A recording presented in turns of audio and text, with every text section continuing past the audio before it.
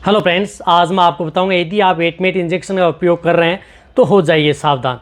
बहुत इस तरह के जो वेटेरियन हैं जो वेटमेट इंजेक्शन का उपयोग इस तरह से करते हैं कि उससे न जाने कितना फ़ायदा लेना चाहते हैं। तो किस तरह की स्थिति में यदि आप उस वेटमेट इंजेक्शन का उपयोग करके वह फ़ायदा लेना चाहते हैं लेकिन वो फ़ायदा आपको मिल नहीं पा रहा है, कौन सा है, किस तरह का है, उसमें आपको नुकसान भी हो सकता है, उसके बारे में आज की वीडियो के अंदर आपको डिटेल से बताया जाएगा। कहने का मतलब है कि वेटमेट इंजेक्शन के बारे में आपको स्टेप बाय स्टेप हर बातें बताई जाएंगी कि किस तरह की स्थिति में आपको इसको उपयोग करेंगे तो फ़ायदा मिलेगा, इस तरह की स्थिति में यदि आप उपयोग तो कर रहे हैं लेकिन आपको बेनिफिट नहीं मिलेगा। वीडियो लंबी होगी, स्किप करके देखना, पूरा देखना। और जो इस चैनल पर अभी नए आए हैं तो सब्सक्राइब कर लें, साथ में बेल आइकन भी दबा सकते हैं। देखो, वेटमेट इंजेक्शन जिसके अंदर साल्ट आता है क्लोप्रोस्टिनोल, जो ये वेटमेट इंजेक्शन है जिस तरह से बहुत सी इस तरह की कंपनियां हैं जो इस क्लोप्रोस्टिनोल साल्ट के इंजेक्शन को बनाती हैं, लेकिन इस इंजेक्शन का उपयोग सबसे पहले बताता हूँ कि किस तरह की स्थिति में आप इसका उपयोग करेंगे तो बेटर रिजल्ट मिलेगा। देखो, जब भी यदि आपने देखा होगा कि सबसे ज़्यादा प्रयोग किया जाता है जैसे पशुओं को हीट में लाने के लिए। यदि आपका पशु हीट में नहीं आ रहा है, चाहे गाय भैंस हो, हीट में नहीं आ रही है, साइलेंट हीट में रहती है या एन स्ट्रेस साइकिल में है, तो उस स्थिति में आप इस इंजेक्शन का प्रयोग पशुओं में करवा सकते हैं, वहाँ पर इसका अच्छा रिजल्ट मिलता है।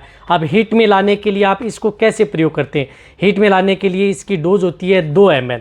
जैसे यदि आपको पशु हीट में नहीं आ रहा, आपने कई इस तरह की टेबलेट, बोलस सब कुछ दे दिया है, फिर पशु हीट में नहीं आ रहा है, तो उस स्थिति में आप ये 2 ml ये इंजेक्शन इंट्रामस्कुलर उस पशु को लगा सकते हैं। ये पशु को 72 से 96 घंटे के अंदर हीट में आ जाता है। यदि पशु हीट में नहीं आता है तो आप इसे 10वें और 11वें दिन आप इस इंजेक्शन को फिर रिपीट करना चाहिए। जो पशु हीट में नहीं आते हैं तो 11वें दिन जब इसको आप लगाते हैं तो उसके बाद में आप 72 से 96 घंटे बाद में आप यही कर सकते हैं या नेचुरल कर सकते हैं। तो उस स्थिति में पशु हीट में आ जाता है। तो हीट में लाने के लिए तो आपका ये है, इस तरह से इसका प्रयोग किया जाता है। अब इस इंजेक्शन को हीट में कौन कौन से पशु, जैसे यदि आपको गाय भैंस है उनमें आप 2 ml प्रयोग कर सकते हैं, घोड़ी है उसके अंदर आप 1 ml प्रयोग कर सकते हैं। ये इंजेक्शन सिर्फ इंट्रामस्कुलर लगता है। भेड़ बकरियां हैं तो उसमें आप 0.5 ml इंजेक्शन प्रयोग कर सकते हैं। और जब इनके अलावा और ये इंजेक्शन क्या काम करता है, इसके अलावा जब ये इंजेक्शन जब पशु में जब आरओपी के अंदर प्रयोग किया जाता है, जब पशु जेर प्रॉपर नहीं डालता है तो उस स्थिति में इस इंजेक्शन का प्रयोग किया जाता है। यदि जेर डालने के लिए ये इंजेक्शन बेस्ट है कि यदि समय ज़्यादा ले लेता है, डिलीवरी होने के बाद में पशु यदि 4 से 6 घंटे के अंदर यदि जेर डाल देता है तो ठीक है। कई बार इस तरह की स्थिति हो जाती है कि 8 से 10 घंटे भी ले लेता है, कोई दिक्कत नहीं है, लेकिन उससे भी ज़्यादा यदि समय ले लेता है तो उस स्थिति में इस वेटमेट इंजेक्शन का प्रयोग करके पशुओं की जेर आसानी से डला सकते हैं। इस इंजेक्शन का प्रयोग इसी के साथ यदि पशु में जिस प्रकार से अबॉर्शन कराना है या अबॉर्शन अबनॉर्मल फिटस हो गया है, फिटस अबनॉर्मल है या इस तरह की दिक्कत हो गई, बच्चा जग छोड़ गया या अंदर फंस गया, ब्लीडिंग आना स्टार्ट हो गई, तो उस स्थिति में भी इस इंजेक्शन का प्रयोग किया जाता है ताकि जो भी यदि कचरा है या फिटस का अधमरा है या कुछ भाग है तो वह बाहर आ जाए। इससे जैसे गाय है या भैंस है उसकी अच्छी तरह से सफाई हो जाए, तो उस स्थिति में भी इस इंजेक्शन का प्रयोग किया जाता है। ये इस स्थिति में इस इंजेक्शन का बेटर रिजल्ट देखने को मिलता है। इसी तरह से इस इंजेक्शन का प्रयोग किया जाता है जिस तरह से कोई भी यदि बच्चेदानी में इन्फेक्शन हो गया, उसकी वजह से मवाद हो गई है, पायोमेट्रा हो गया है, यानी डिस्चार्ज की जगह मवाद डाल रहा है, तो उस स्थिति में पायोमेट्रा के केस के अंदर इस इंजेक्शन का प्रयोग किया जाता है। बहुत ही अच्छा रिजल्ट मिलता है। जब पशु आपका बार बार रिपीट हो रहा है, बच्चेदानी में मवाद आ रही है और डिस्चार्ज सही नहीं दे रहा है, जब आप बच्चेदानी की सफाई करवाते हैं तो उस स्थिति में भी इस इंजेक्शन का प्रयोग किया जाता है 2 ml इंट्रामस्कुलर। उस तरह के केस में इसका अच्छा रिजल्ट है। एंडोमेट्राइटिस है उसमें भी इसका अच्छा रिजल्ट है। अब क्या करते हैं कि मेन बात क्या है, मेन बात यह है कि जब जो नए वेटेरियन हैं या कई इस तरह के जो वेटेरियन हैं जो इस इंजेक्शन का प्रयोग करते हैं पशुओं की बच्चेदानी, जैसे पशु ब्याने वाला है, जैसे गाय भैंस की समय पूरा हो गया है, अब ब्याने वाला है और उसकी सर्विक्स नहीं खुल रही है, तो उस स्थिति में इस इंजेक्शन का प्रयोग किया जाता है।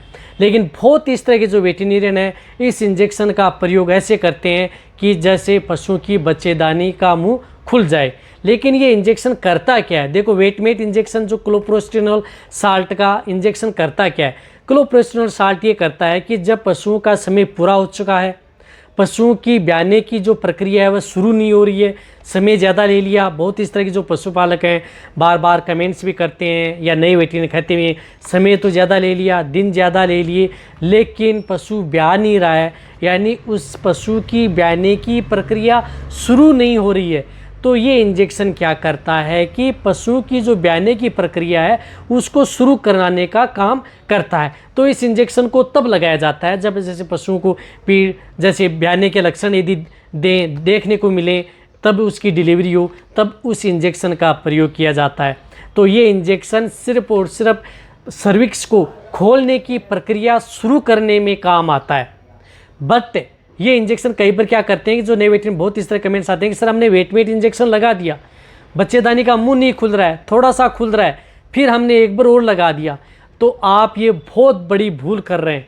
यदि आप वेटमेट इंजेक्शन का प्रयोग सिर्फ जो ब्याने की प्रक्रिया है या सर्विक्स को खोलने की प्रक्रिया है शुरू करिए, उससे थोड़ी सर्विक्स खुल गई, लेकिन ऐसा नहीं है कि उसकी सर्विक्स पूरी खुल जाएगी।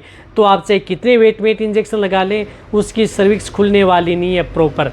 तो आप भूल कर भी बच्चे सर्विक्स को खोलने के लिए प्रक्रिया शुरू करने के लिए तो आप इसका प्रयोग कर सकते हैं, लेकिन आप पूरी सर्विक्स खोलने के लिए आप इस इंजेक्शन का प्रयोग दोबारा न करें।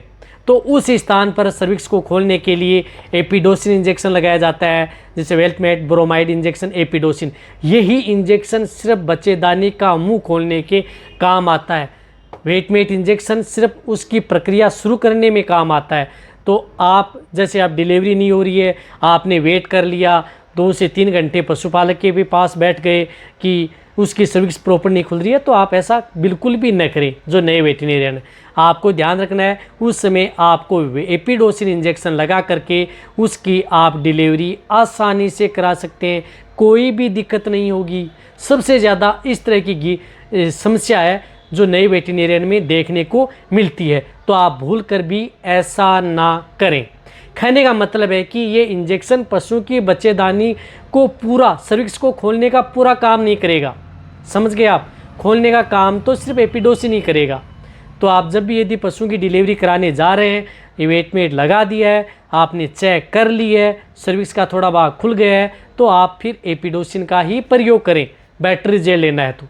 इसलिए कह रहा हूँ कि यदि आपको वेटमेट इंजेक्शन, इसी के साथ आपको वेटमेट इंजेक्शन जो मैंने बताया आपको इस तरह के केस में लेना है। शॉर्ट में बताऊँ, हीट में, पशुओं की जेर गिराने में, पशुओं को anestrus, other cycles, pyometra, endometritis, cervix की प्रक्रिया को शुरू करने में, इस तरह के केस में। प्रेग्नेंट गाभिन पशु में आप इस इंजेक्शन का प्रयोग भूल कर भी न करें। इस इंजेक्शन का विथड्रॉल पीरियड दूध में 1 दिन असर रहता है, मीट में इसमें कोई असर नहीं रहता है। गाभिन व पशुओं में इस इंजेक्शन का प्रयोग भूल कर भी नहीं करना चाहिए, इस बात का आपको ज़रूर ध्यान रखना है। रही बात, इस इंजेक्शन को आप कभी भी इंट्रावेनस नहीं लगाना है, सिर्फ और सिर्फ इंट्रामस्कुलर ही इस इंजेक्शन को प्रयोग करना है। देखो, जहाँ तक हो सकता है मैंने इसको सही जानकारी दी है, तो ये वीडियो जितना हो सकता है वेटरनरियन या पशुपालक हैं उनके साथ आप शेयर करें। इसी तरह से आपको कोई भी इंजेक्शन के बारे में यदि डाउट है तो आप नीचे जाके कमेंट में लिखें, आपको इस चैनल पर सही जानकारी के साथ वीडियो मिल जाएंगी। इसी तरह से वीडियो देखते रहें। थैंक्स, धन्यवाद।